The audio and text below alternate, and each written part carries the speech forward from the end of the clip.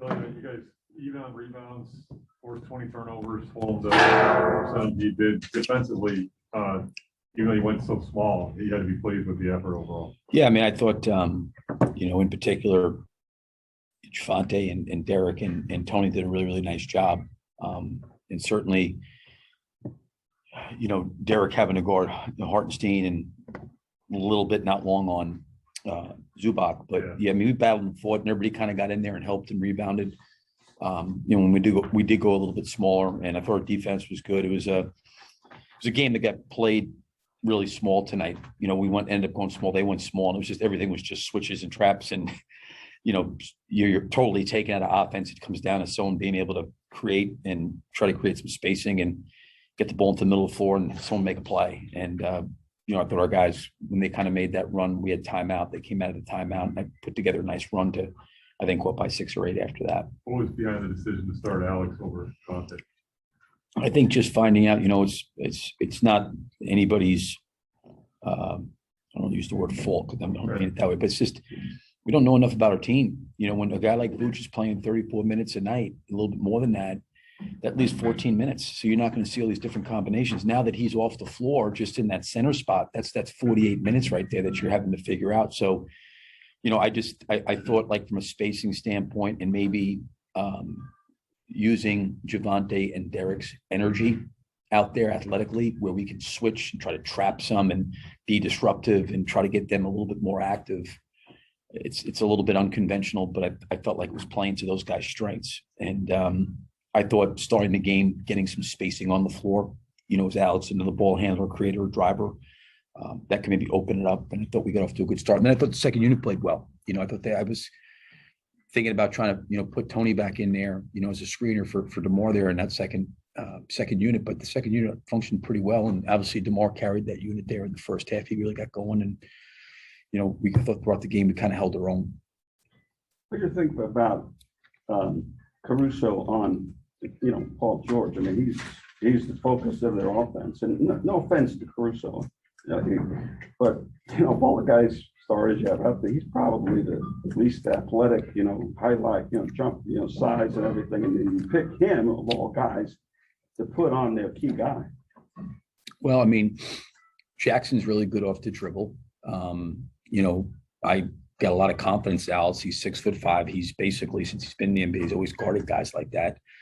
It was either he or Lonzo. It was pretty much what we're going to do. And we were comfortable with both those guys playing. But I'm not saying the negatives. It was a pretty remarkable job he did. He was phenomenal. I mean, he did an incredible job. I'm saying going into the game, I felt very, very confident that he can guard those kind of players. I mean, there's certain players that are so good, you kind of at their mercy. And Paul George is one of them. He didn't shoot the ball particularly well. I thought Alex worked as hard as he could against him. I'm sure Paul had some shots that he wished he had back. But yeah, I mean, I thought he did an incredible job on him, to your point.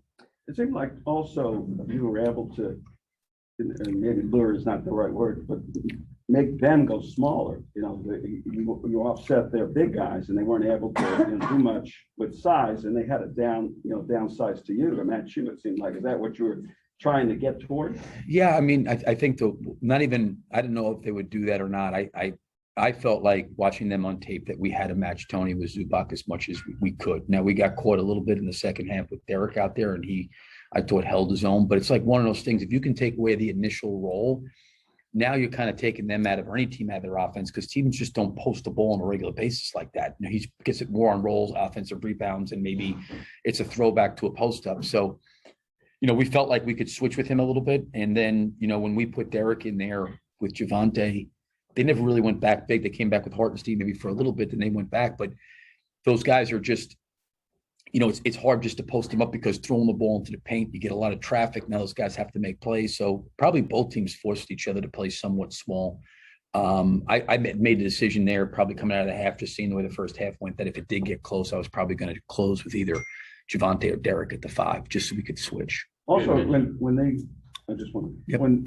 came back and got ahead by 1, DeMar had those second plays on. Looked like he got kind of emotional there, which we don't see a lot from him. Was that a factor? If he lost the last game, he's back home, or just him feeling the responsibility at that point?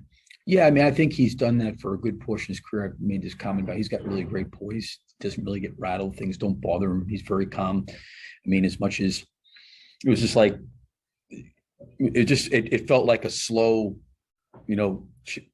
piece by piece, they're chipping and chipping and chipping and chipping until they took the lead. And I give our guys credit and give DeMar credit from a leadership standpoint that those guys kind of stayed with it. We came out at timeout. We got some points and kind of separated again and regained some control and got back momentum. And I think that's a credit to those guys being able to do that.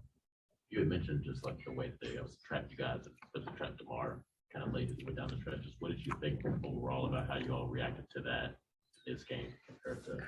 I thought Derek had some really good opportunities that he didn't really convert on. I think one he turned over, another one he kind of maybe missed a floater. I think Tony did make one. I thought DeMar and Zach gave it up when they needed to, and then you're that's what teams want to do. Okay, we don't want those two guys shooting. Someone else has got to shoot. And I think it's important to give those guys confidence to make plays in the middle of the floor like that because they're just trapping them. But I think it's an area we can get better at because certainly we'll probably see more of that. And I think Alex started to do a better job flashing to the middle of the floor. There was some possession there. I thought we got a little bit scattered. But I think it's probably the first time a lot of those guys had been in those kind of situations, this year. And I think it's something hopefully they can learn from. We can get better at watching film going to tomorrow. Even against Golden State to a certain extent, the first half really much better defensively, and tonight, very good defensively. After halftime, not as much. What have you seen as the differences? For us defensively? Yeah, it seemed like first half defensively was really excellent, and then sort of is it just? The second half? Your first half defensively held those teams down, and then second and after halftime, they didn't score very many points in the second half tonight. They didn't score very many points in the second half tonight. Then they get back in the third, when they sort of got they scored 25 and 19. If you're gonna, that's whatever it is, 44 points. Yeah. If we can hold the team 44 points each half, and we're giving up 88 points, I'd say we'd be the number one defense by a mile. Thanks, Coach. Okay. Thanks a lot. Bill. Thank you, guys.